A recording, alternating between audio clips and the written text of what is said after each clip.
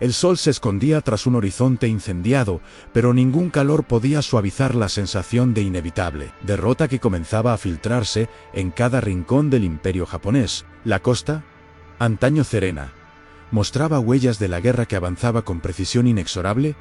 El rumor de motores sobre el mar, la vibración de barcos que cortaban la distancia, la presión creciente en cada puerto ocupado por civiles temblorosos. En los despachos de Tokio, alguien comprendía, aunque no se atreviera a decirlo, que la victoria se había convertido en una ilusión, que los mapas ya no representaban realidades y que la historia comenzaba a escaparse de sus manos como agua entre los dedos. Las ciudades, apiladas sobre islas y costas, se sostenían solo por voluntad propia. Las calles vacías crujían bajo botas militares, pasos que avanzaban sin certeza, como si el suelo pudiera traicionarlos en cualquier momento. Entre hangars, fábricas y silos de combustible, el olor a aceite quemado se mezclaba con la humedad salina del océano. La guerra no era abstracta, se filtraba en la piel, en el aliento, en los ojos de quienes sabían que cada decisión tomada podía ser la última, que la nación confiaría en ellos. Los mapas sobre las mesas largas y oscuras de los generales japoneses estaban llenos de flechas y marcas. Cada línea roja había sido calculada con cuidado.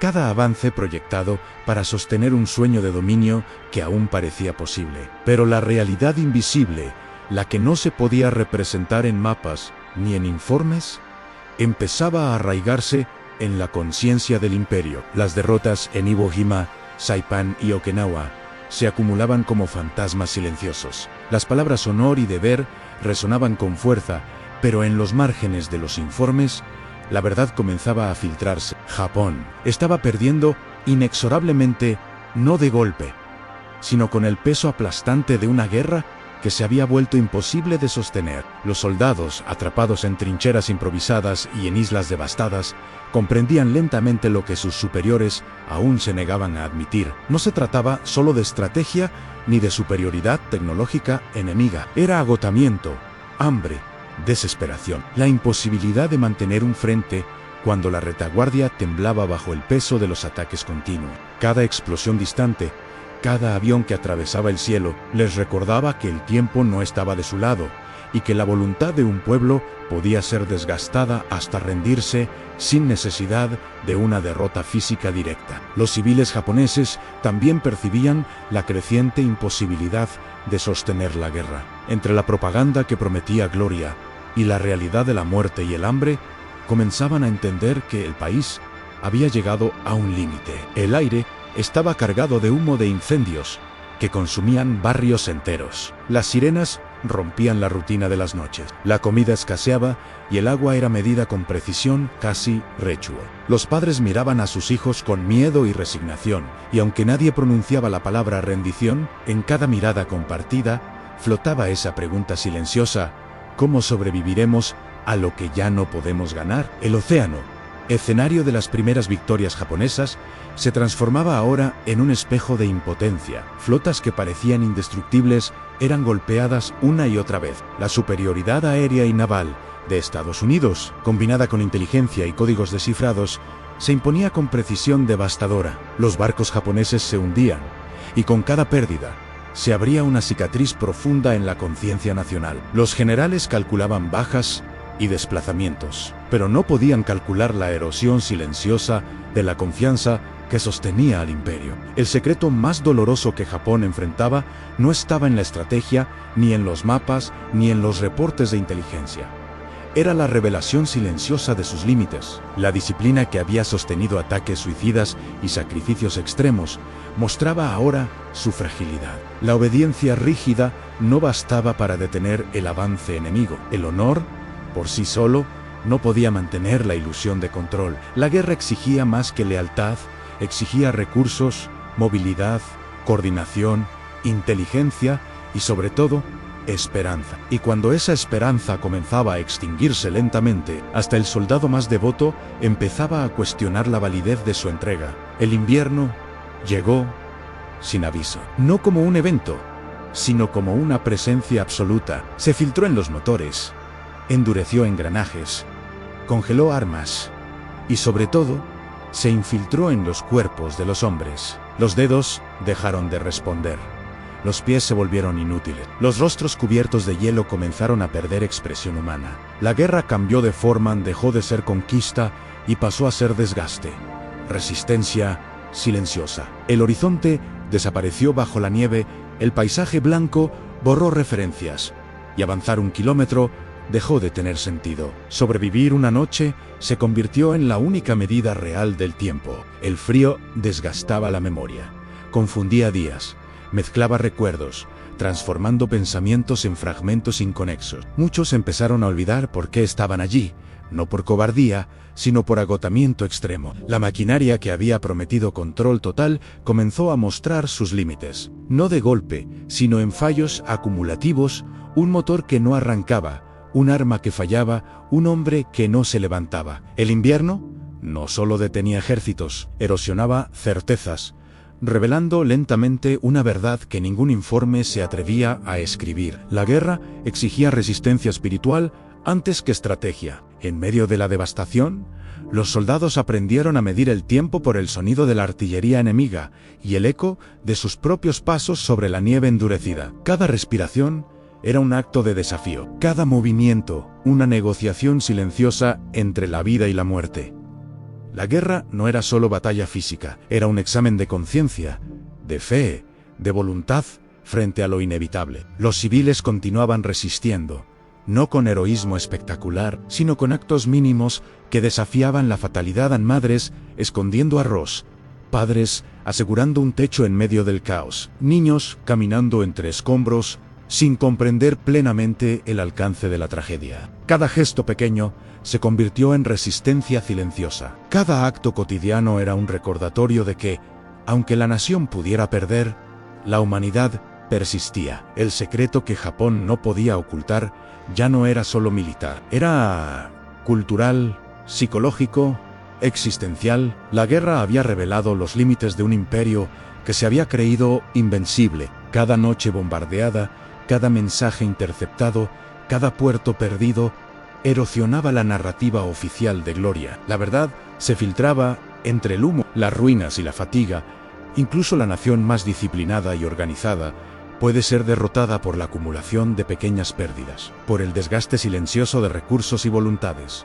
Los líderes japoneses sentían la presión de la historia en cada decisión. La guerra había dejado de ser un tablero de estrategia para convertirse en prueba de resistencia moral y espiritual. Cada orden enviada era recibida con retraso o ignorada por la incapacidad material de ejecutarla. Cada mensaje codificado era interceptado, descifrado y usado contra ellos. La certeza que sostenía la maquinaria imperial comenzó a desvanecerse, y con ella el mito de invencibilidad que había definido a Japón durante décadas. Los soldados, conscientes de la magnitud del sacrificio, sabían que no todos regresarían, que muchas acciones serían inútiles, que la muerte no estaba solo en el frente, sino en cada barco, cada balsa, cada tramo de mar abierto. El miedo, siempre reprimido, se filtraba en gestos mínimos, a un temblor en las manos, un instante de duda antes de disparar, un suspiro contenido entre explosiones. La guerra era mucho más que combate físico, era prueba de conciencia, de fe, de resistencia frente a lo inevitable. Cuando el giro finalmente comenzó, no llegó con trompetas ni con gestos grandiosos. No hubo un instante claro en el que el mundo pudiera señalar: aquí cambió todo. Fue un desgaste silencioso, un cansancio acumulado en cada decisión, en cada orden retrasada, en cada recurso que ya no alcanzaba. La guerra no se estaba perdiendo en un solo frente, sino en todos los márgenes invisibles al mismo tiempo, donde la fatiga se convertía en arma más letal que cualquier proyectil. Las ofensivas empezaron a sentirse pesadas, carentes de impulso. Los movimientos que antes eran precisos, ahora eran torpes, forzados, como si cada hombre cargara un peso invisible sobre sus hombros. Cada avance requería un esfuerzo desproporcionado, y cada retirada dejaba una herida moral que ningún parche oficial podía cerrar. El enemigo, antes descrito como inferior y desorganizado, aprendía, observaba, se adaptaba, y en esa adaptación hallaba una fuerza silenciosa, nacida no de la superioridad material, sino de la resistencia pura, de la persistencia obstinada frente a lo inevitable. Las decisiones tomadas en los centros de mando llegaban tarde, al frente. Cuando finalmente se ejecutaban, el contexto ya había cambiado. El terreno no era el mismo. El clima no era el mismo. Los hombres tampoco. La distancia entre quienes ordenaban y quienes combatían se volvió insalvable. Y en ese vacío, la confianza comenzó a desmoronarse lentamente, como si el aire mismo se filtrara entre los cimientos de la obediencia. Los soldados lo sentían antes de poder nombrarlo, en la forma en que los ataques perdían convicción, en la manera en que las defensas improvisadas surgían como actos desesperados, sin coordinación, en el silencio incómodo que seguía órdenes que ya no inspiraban certeza. No era derrota todavía, era algo más inquietante, la sensación de que la guerra había dejado de obedecer, que la maquinaria humana y tecnológica se enfrentaba a límites que ningún plan podía controlar. El cielo sobre Europa ardía, pero ya no guiaba la determinación de un solo pueblo. Iluminaba ruinas, caminos llenos de escombros, ciudades abiertas como cuerpos exhaustos, dejando al descubierto la fragilidad de cualquier pretensión de invencibilidad. La guerra, que había comenzado como una demostración de poder absoluto, se revelaba ahora como proceso de desgaste mutuo, lento, implacable y silencioso. Y mientras el humo ascendía hacia la atmósfera, algo esencial quedaba claro: no había marcha atrás. La conciencia de derrota ya se infiltraba en cada acción, en cada silencio, en cada decisión. Y entonces llegó el momento en que Japón comprendió, finalmente, que ya no había forma de ganar. No fue un clímax explosivo, ni un estruendo que marcara la rendición. Fue un reconocimiento lento, doloroso, que se instaló como un peso sobre cada hombro y cada pensamiento. Las ciudades que ardían, los puertos destruidos, los soldados exhaustos, los civiles hambrientos, todos juntos, comenzaron a reflejar una verdad que los discursos oficiales no podían ocultar. La guerra había superado a la nación y la voluntad de resistir ya no bastaba para sostener la ilusión de victoria. Las flotas que habían surcado mares confiadas, los ejércitos que habían marchado sobre islas y costas, las defensas construidas con disciplina y honor, todo cedía ante un enemigo implacable, preparado, constante. La superioridad estadounidense, combinada con inteligencia, logística y persistencia, había erosionado cada recurso, cada línea de comunicación,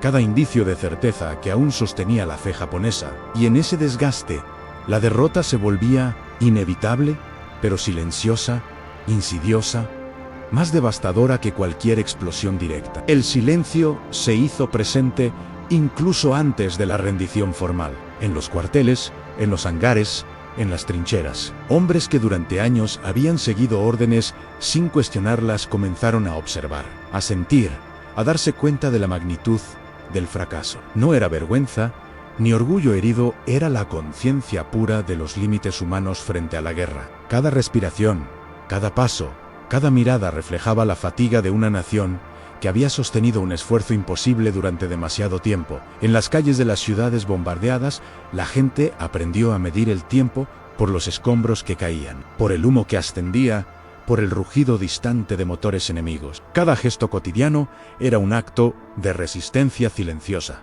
Las madres escondían los últimos restos de comida. Los padres aseguraban refugios improvisados.